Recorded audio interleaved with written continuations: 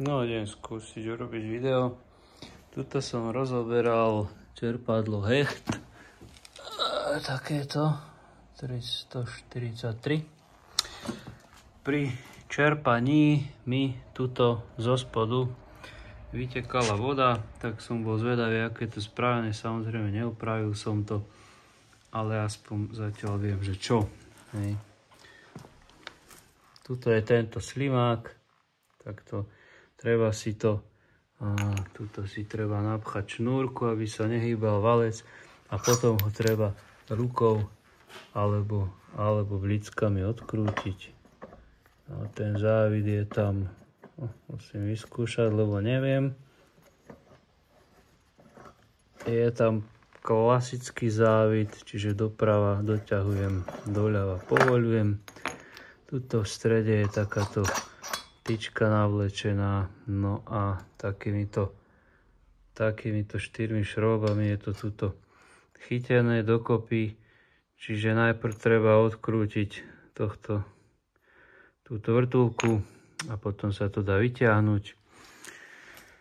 No a keď to rozhodíme, tak to vylezie. Takto nám vylezie motor. To je motor, to je taká tyčka, to tam môže ostať. A toto samotné, tuto je taká guma s takou pružinou a je to vložené v tom otvore a medzi tým otvorom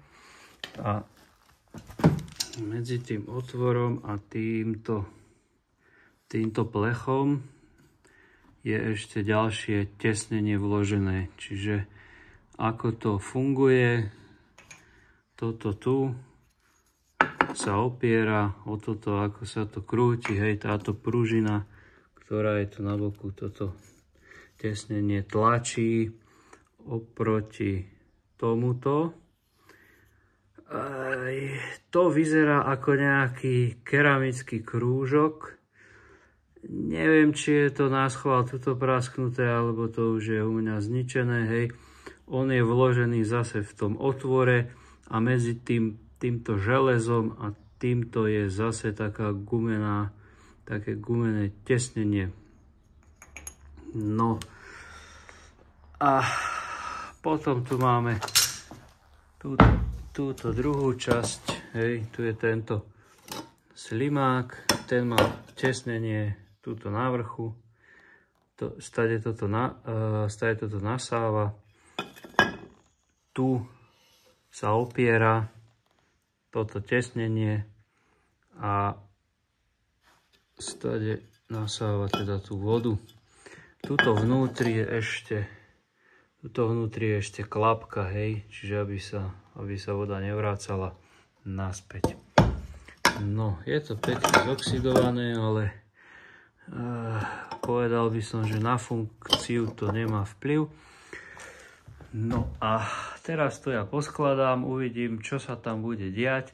No minimálne viem, že možno to pretekanie spôsobuje táto prasklina alebo netesnosti na tejto gumičke, alebo čo to je, a treba to vymeniť. Vyčistil som to, obrátil som to hore nohami, hej, predtým toto bolo na spodku, teraz je tu na vrchu. Uvidíme, jak to bude fungovať, nefungovať.